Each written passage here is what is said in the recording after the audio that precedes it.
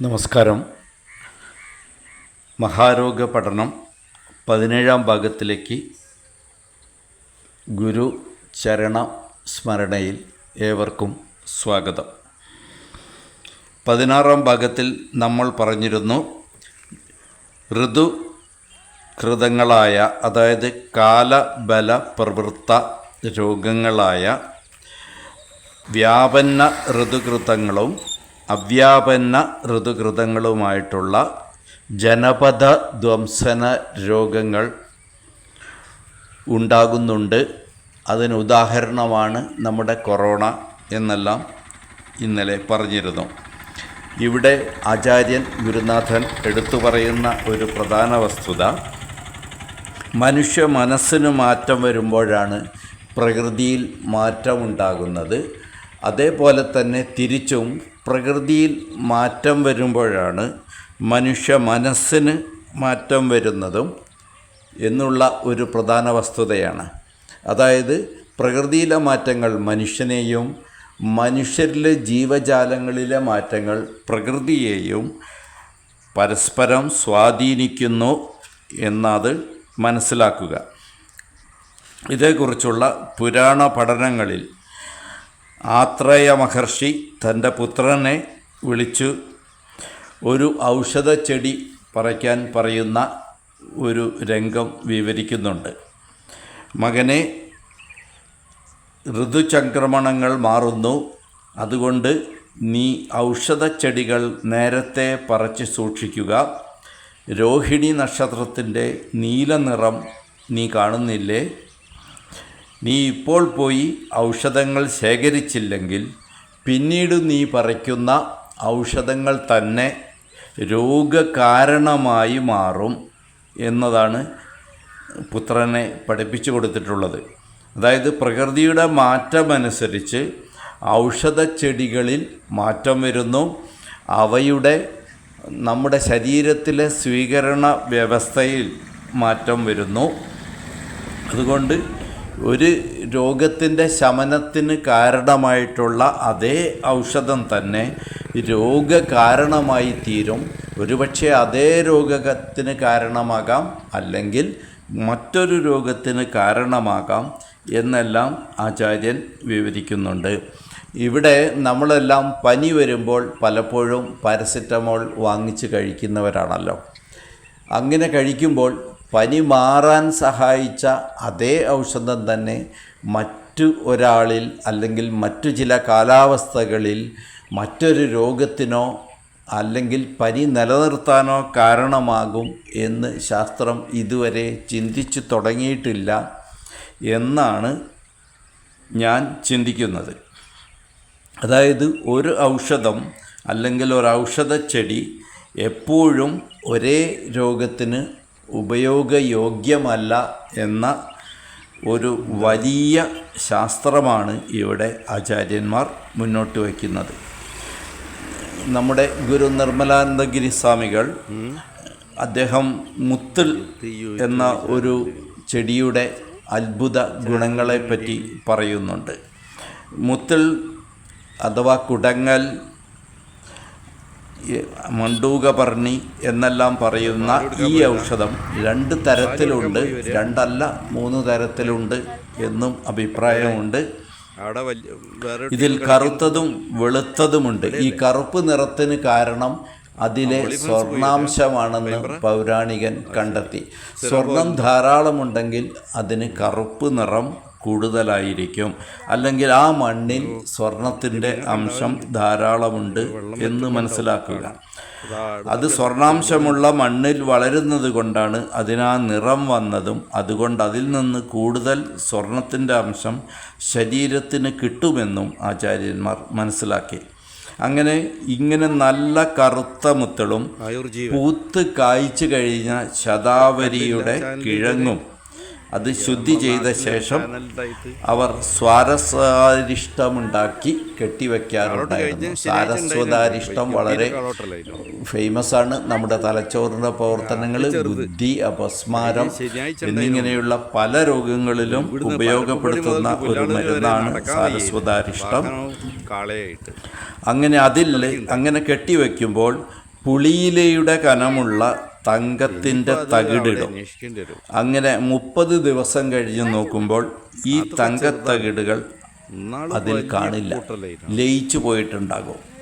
ഇതാണ് പ്രകൃതിയുടെ ഒരു പ്രവർത്തനം. സാവകാശമുള്ള ഒരു രാസപ്രവർത്തനം വഴി ആ തങ്കത്തിൻ്റെ തകിട് ഇത് അതിൻ്റെ ആറ്റോമിക ലെവലിലും താഴെയുള്ള തലത്തിലാണ് ഇത് ലയിക്കുന്നത്. ഇന്ന് നമ്മൾ ശാസ്ത്രത്തിന് ഇതുവരെ അങ്ങനെ സ്വർണത്തെ ലയിപ്പിച്ചെടുക്കാനുള്ള ഒരു വിദ്യ സ്വായത്തമായിട്ടില്ല. മറ്റു ചില രാസവസ്തുക്കളിൽ ലയിക്കുന്നു എന്നല്ലാതെ ഇതുപോലെ വളരെ ഒരടുക്കളയിൽ ഒരമ്മയ്ക്ക് പാകം ചെയ്യാവുന്ന ഔഷധമാണ് സ്വാരസ്വതാരിഷ്ടം. ഇതുപയോഗിച്ചാണ് മാനസിക രോഗങ്ങൾ, ഓട്ടിസം, അതേപോലെ അപസ്മാരം, മാനസിക രോഗങ്ങളൊക്കെ സുഖപ്പെടുത്തുന്നത്. വലിയൊരു ലാബിൻ്റെ സംവിധാനമില്ല, പരീക്ഷണങ്ങളില്ല. പരീക്ഷണങ്ങളിലൂടെ ആയിരക്കണക്കിന് ജീവികളെ കണ്ണും തലച്ചോറും നശിപ്പിക്കുന്നില്ല, പീഡനം നൽകി കൊല്ലുന്നില്ല. അത്രയും ലളിതമായിട്ട് ഒരമ്മയ്ക്ക് ഒരു അടുക്കളയിൽ വെച്ച് ഉണ്ടാക്കാവുന്ന അത്രയും ലളിതമാണ് ആയുർവേദ ഔഷധങ്ങൾ എന്നുള്ളതാണ് നമ്മളിവിടെ ഓർക്കേണ്ടത്, ആചാര്യന്മാരോട് നന്ദി പറയേണ്ടതും. അങ്ങനെ 30 ദിവസം കഴിഞ്ഞ് നമ്മളത് എടുത്ത് ഉപയോഗിക്കുമ്പോൾ അത് ശരീരത്തിൽ നമ്മുടെ ആറ്റോമിക തലത്തിനും കോശതലത്തിനും അപ്പുറത്തുള്ള ഒരു തലത്ത് അത് പ്രവർത്തിക്കുന്നു എന്നറിയണം.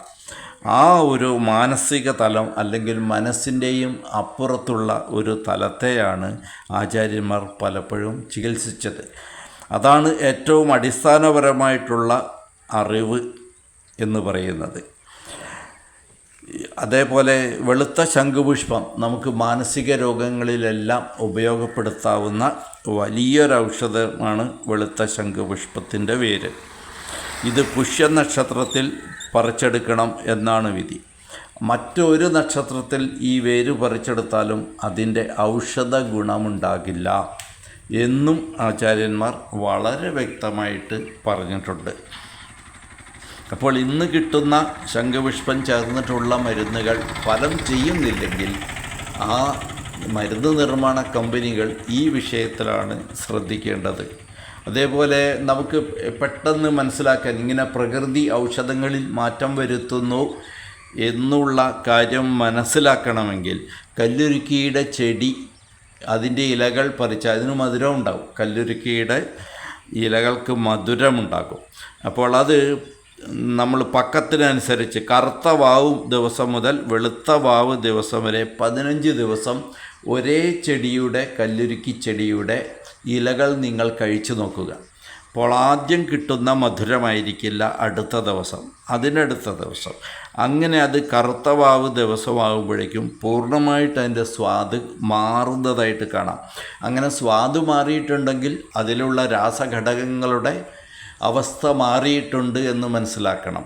അങ്ങനെ മാറുന്ന അവസ്ഥയിൽ അവ ശരീരത്തിൽ വിവിധ തരത്തിലായിരിക്കും പ്രവർത്തിക്കുക എന്നുള്ളത് ഏത് സാമാന്യ ബുദ്ധിക്കും മനസ്സിലാക്കാവുന്ന കാര്യമാണ്. ഒരു 15 ദിവസം കൊണ്ട് നമുക്ക് ഈ കാര്യം ബോധ്യപ്പെടും.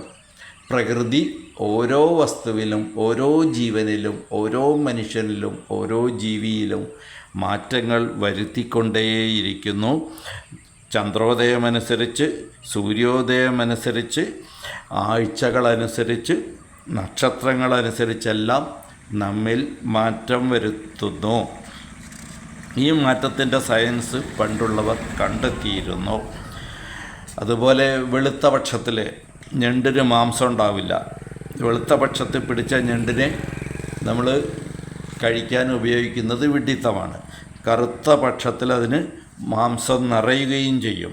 ഇതും പെട്ടെന്ന് കാണാവുന്ന ഒരു ഉദാഹരണമാണ്.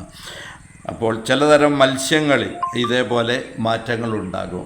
മുട്ടയുണ്ടാകുന്നതും പ്രസവിക്കുന്നതും എല്ലാം ജീവജാലങ്ങളെല്ലാം ഈ അന്തരീക്ഷത്തിലെ മാറ്റങ്ങൾക്കനുസരിച്ചാണ് അവ ജീവിക്കുന്നത്.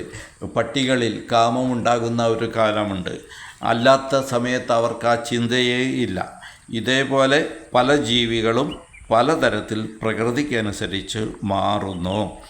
പ്രകൃതിക്കനുസരിച്ച് മനസ്സിന് മാറ്റമുണ്ടാകുമ്പോൾ ശരീരം മാറും. ശരീരത്തിനാണ് മാറ്റമുണ്ടാകുന്നതെങ്കിൽ അതനുസരിച്ച് മനസ്സും മാറും. അപ്പോൾ ഈ പ്രകൃതിയിലെ മാറ്റത്തിന് നമ്മുടെ മനസ്സിൻ്റെ മാറ്റം ഒരു കാരണമാണ് എന്നുള്ള തിരിച്ച് റിവേഴ്സ് പ്രോസസ്സും നമ്മൾ മനസ്സിലാക്കേണ്ടത്. അപ്പോൾ കടലിലെ ജീവികളായാലും കരയിലെ ജീവികളായാലും സസ്യങ്ങളായാലും ആകാശത്തുള്ള ജീവികളായാലും, ആകാശത്തുള്ള ജീവികൾ റഷ്യയിൽ നിന്നൊക്കെ പറന്ന് നമ്മുടെ ബേപ്പൂർ വരെ വരുന്ന കഥയെല്ലാം നമുക്കറിയാം. പ്രകൃതിയുടെ മാറ്റങ്ങൾക്കനുസരിച്ച് അവരങ്ങനെ പ്രകൃതിയോടൊത്തൊഴുകുകയാണ്. നമ്മൾ പ്രകൃതിയെ വെല്ലുവിളിച്ച് മുന്നോട്ട് പോകാം എന്നാണ് മനുഷ്യൻ ചിന്തിക്കുന്നത്.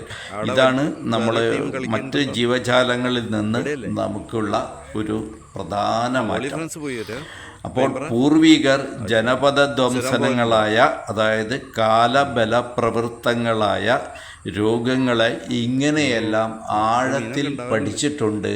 അതുകൊണ്ട് പ്രകൃതിയെ ഏറ്റവും നല്ല രീതിയിൽ സംരക്ഷിച്ചാൽ മാനവരാശിക്ക് കൂടുതൽ ആയുസ്സോടെ, ആരോഗ്യത്തോടെ, ശാന്തിയോടെ, സമാധാനത്തോടെ ഈ ഭൂമിയിൽ ജീവിക്കാം എന്നതാണ് അടിവരയിട്ട് പറയാൻ ആഗ്രഹിക്കുന്ന ഒരു കാര്യം.